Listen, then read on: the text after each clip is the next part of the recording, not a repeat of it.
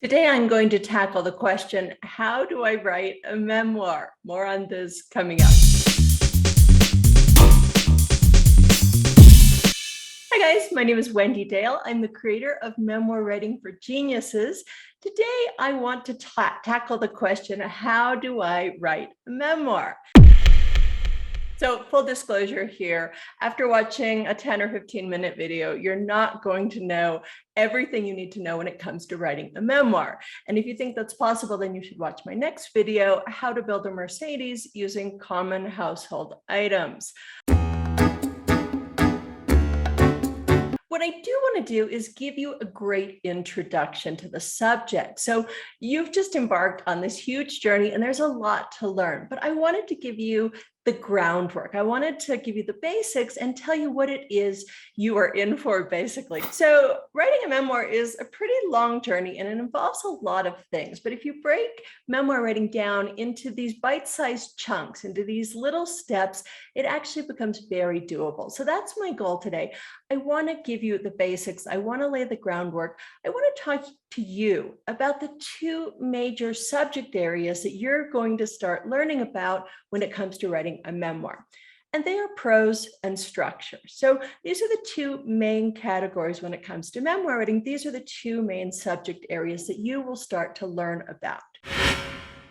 It's basically the plot of your book. It's the things that happen in your book, the events that happen, and the order in which you're going to tell your story.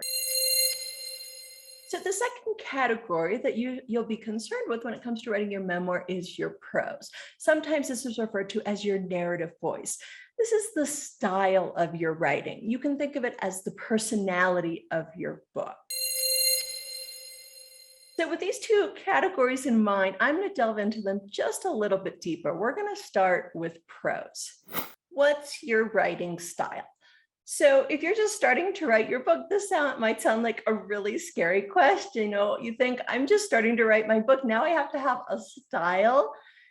Yes and no. If you're just starting to write your book, what you need to do is make sure that you have prose that works. And that's very possible. You don't have to have a fancy writing style. Before I get into what it is you need to do to create prose that really works, that is effective in telling your story and creating a memoir, let me explain a little bit more how prose works in your book. I like to think of prose as the cinematography in a movie. So prose to memoir is like cinematography to movies. So some filmmakers, their style might be that they film most of the movie using long shots. So the camera is far away from the characters. Their shots go on for a very long time. Their shots run for 2 minutes. So that's one style of filmmaking. Let's say there's another director or another director of photography who decides, no, I like getting close to my characters. So all of my shots are close-ups on my characters' faces, and I only used a handheld camera. So the camera is always a little bit in motion. And I like a yellowish tint to my lighting, right? So these two movies are going to look very different. They're going to have very different styles. So with this in mind, when a friend asks you, did you like the movie you went to last night? Do you ever say, oh, yes, you would not believe in the 4th scene, there was this yellowish tint to the lighting and the handheld camera moved oh so slowly around the character. I hope you get what I'm going for. That is not a reason that you love a movie. You don't love a movie because of the photographic style. Cinematography is really for other cinematographers to admire how talented the director of photography is and what a wonderful job the director of photography is doing.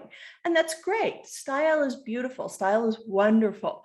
However, you can film a really good movie with a tripod, with your camera on a tripod, as long as you have a good script and good acting and you tell a good story. And memoir writing is the same way. Prose works like your photography. Yes, it can be fancy. It can add a little style, a little zest to your book. But as long as your prose is competent, you can still write a really good memoir. So as you get experienced as a writer, as you grow as a writer, you might start to play a little bit more with your prose. You might have more of a distinct style. You might add some humor to your prose. You might make your prose more literary. You might have more insight. So your prose will evolve the more you write. However, as long as your prose works, you don't have to worry about having fancy prose, about having flowery prose, about this idea of style, because style does not make or break your memoir. So what is prose that works? What do you absolutely need when it comes to prose when you're writing your memoir? And my answer to this is that you need to transport your reader. So what does it mean to transport your reader? Well, you know that sensation when you're watching a movie and you more or less forget you're watching a movie, you become that main character. You are the one living through these events on the screen. Now, you don't actually believe that, but there's a point at which you forget that this is a movie and you're affected emotionally. And so if the main character on screen is crying, you feel sad. You're affected emotionally. You are living through these events right along with the main character. And that is exactly what you want to accomplish with your prose in memoir writing. Your prose doesn't have to be fancy to do this. What you do need to do is affect your reader emotionally, and you need to put us inside your head. I'm going to leave this topic for now because I've devoted so many other videos to the subject of what makes for good prose. So I'll refer you to them. For today, I want to talk about the two main subject areas when it comes to writing a memoir. The first is prose. So in summary, for your prose to be effective, it needs to transport your reader. It doesn't have to be fancy. That is an issue of style, but it does need to affect your reader emotionally. And to do that, you need to put us inside your head. Watch my other videos, it'll make a lot more sense. So the next subject area I want to talk to you about is structure. And I said earlier that structure is similar to your plot. It answers the question, how do you tell your stories? What events am I going to include? What order am I going to include them in?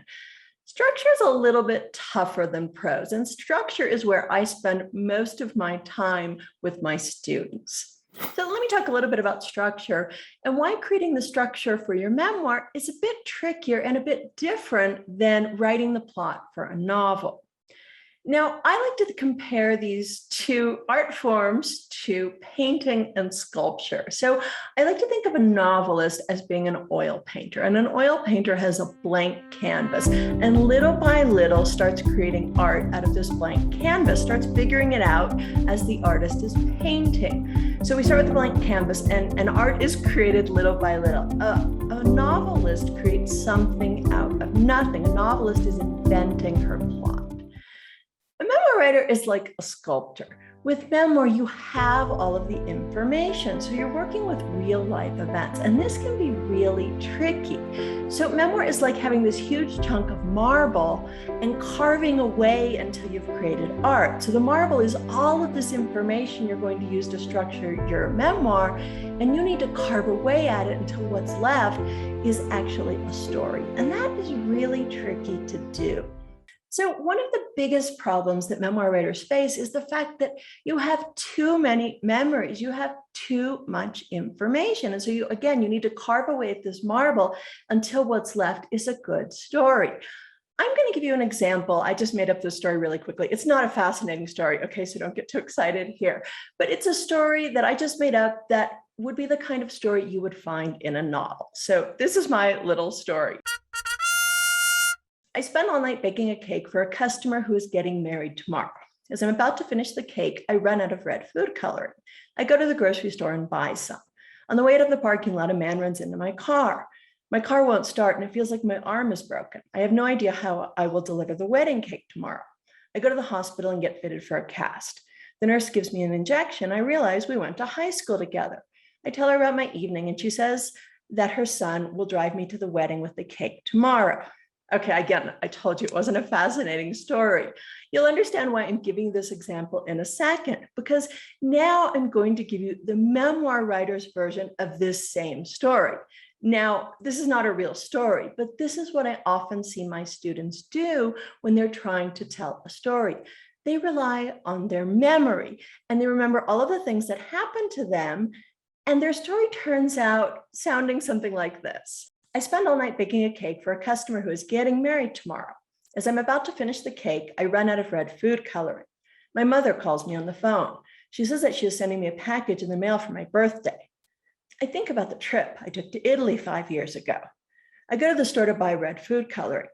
Inside the store, I also buy potato chips, broccoli, and blue cheese dressing. I noticed that my uncle has texted me. He sent me a funny cat video. On the way out of the parking lot, a man runs into my car. So you can laugh, and it's obviously a ridiculous story. But when it comes to memoir writing, this is the biggest challenge memoir writers have to overcome, not telling us everything that they remember happening to them. One of the worst things you can do is try and construct your memoir like a diary. So in other words, today this happened, the next day this happened, the following day this happened.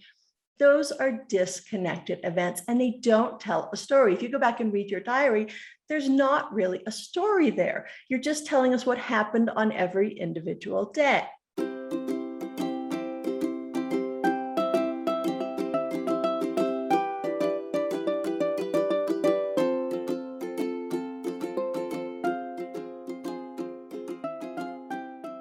That is not the way to engage your reader. That is not the way to construct a memoir. That is what structure exists to do. It's there to take these disconnected events from your life and turn them into a story.